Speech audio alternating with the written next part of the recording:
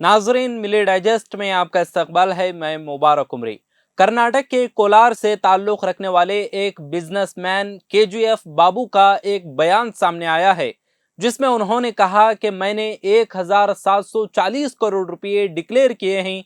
पूरा पैसा ऑफिशियल तरीके से है, अपनी सारी जायदाद को मैंने डिक्लेयर किया है और मैं एक हाईएस्ट टैक्स पेयर हूं। अब मेरे पास पैसे नहीं हैं, जिसकी वजह से इंस्टॉलमेंट भर रहा हूं। हर माह इंस्टॉलमेंट के जरिए से भरपाई हो रही है। इसके अलावा और क्या किया जा सकता है? ನಾನು 1740 ಕೋಟಿ ಡಿಕ್ಲೇರ್ ಮಾಡಿದ್ದೀನಿ. ಎಲ್ಲ ಅಫಿಷಿಯಲ್. ನನ್ನ ಆಸ್ತಿ ಏನಿದೆ ಎಲ್ಲ 1740 ಕೋಟಿ ಡಿಕ್ಲೇರ್ ಮಾಡಿದ್ದೀನಿ. ನಾನು ಒಂದು ಹೈಯೆಸ್ಟ್ ಟ್ಯಾಕ್ಸ್ ಪೇಯರು. ನಮ್ಮ ಹತ್ರ ದುಡ್ಡಿಲ್ಲ, ದುಡ್ಡು ಶಾರ್ಟೇಜ್ ಆಯಿತು. ಇನ್ಸ್ಟಾಲ್ಮೆಂಟ್ ಕಟ್ತಾಯಿದ್ದೀವಿ. ಇನ್ಸ್ಟಾಲ್ಮೆಂಟ್ ತಗೊಂಡು ಪ್ರತಿ ತಿಂಗಳು ಇನ್ಸ್ಟಾಲ್ಮೆಂಟ್ ಬೇಸಸಲ್ಲಿ ಕಟ್ತಾಯಿದ್ದೀವಿ. ಇನ್ನೂ ಏನು ಮಾಡಬೇಕು? इसकी वजह उन्होंने ये बताई कि कांग्रेस में शामिल होकर एमएलसी इलेक्शन लड़ना मेरी सबसे बड़ी गलती साबित हुई है। इस सिलसिले में इन्वेस्टिगेशन जारी है। ಇವಾಗ ಕಾಂಗ್ರೆಸ್ಸಲ್ಲಿ ನಾವು MLC ಎಲೆಕ್ಷನ್ಗೆ ನಿಂತಿದ್ದು ದೊಡ್ಡ ತಪ್ಪಾಗಿದೆ. ಅದ್ರ ಬಗ್ಗೆ ಇನ್ವೆಸ್ಟಿಗೇಷನ್ ನಡೀತಾ ಇದೆ. इसके बाद रिपोर्टर के एक सवाल पर कि आपने सियासत में दाखिल होने का सोचा था, लेकिन अब ईडी की जानिब से की गई कार्रवाई के बाद क्या आपकी हिम्मत जवाब दे गई है? इस पर खुले अल्फाज में हाँ कह दिया और कहा कि मैं काफ़ी मेहनत करके ऊपर आया हूँ। अपनी ज़िंदगी में मैंने कोई एंजॉयमेंट नहीं की, सारी परेशानियों का सामना करना पड़ा है। एक मिडिल फैमिली से आके कुली का काम करके मैंने ये मकाम हासिल किया है। ಹೌದು ಸರ್, ಆರಾಮಾಗಿ ಇವಾಗ ಇದೆಲ್ಲ ನಾನು ಈಗಲೇ ಭಾಳ ಕಷ್ಟದಿಂದ ಮೇಲಕ್ಕೆ ಬಂದಿದ್ದೀನಿ. ಲೈಫಲ್ಲಿ ನಾನು ಏನು ಎಂಜಾಯ್ ಮಾಡಿಲ್ಲ, ಎಲ್ಲ ಕಷ್ಟನೇ ನೋಡಿದ್ದೀವಿ.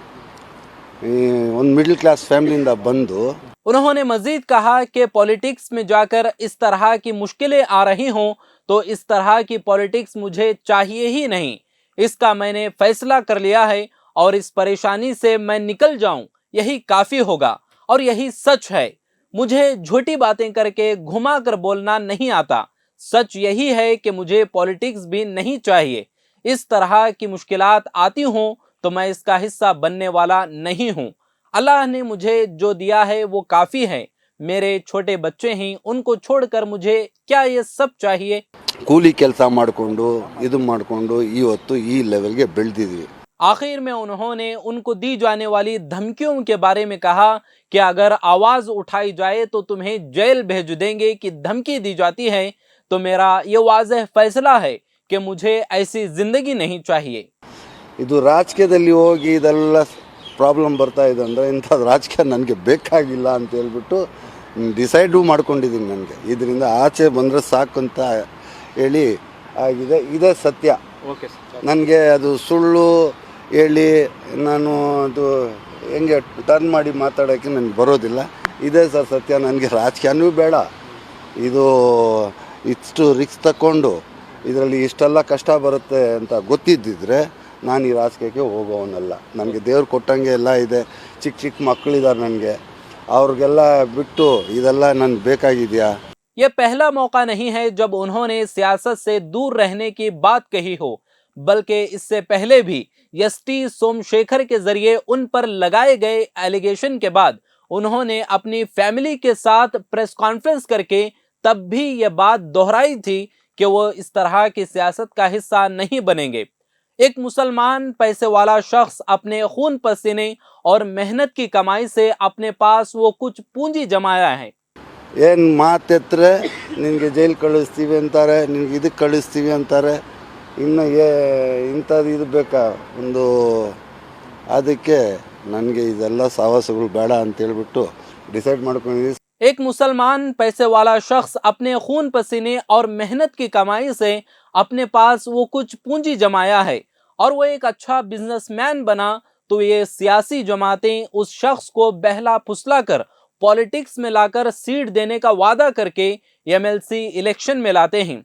ये इलेक्शन हारने के बाद अब एमएलए सीट का वादा करते हैं, तो इसका क्या मतलब है? किसी शख्स की खूबी और सलाहियत के मुताबिक उससे काम लेकर अवाम का नुमाइंदा बनाए जाने के बजाय उसके पास जो पैसा है उसको हड़पने के लिए किस तरह से गिरी हुई सियासी साजिशें और प्रोपेगेंडा करती हैं।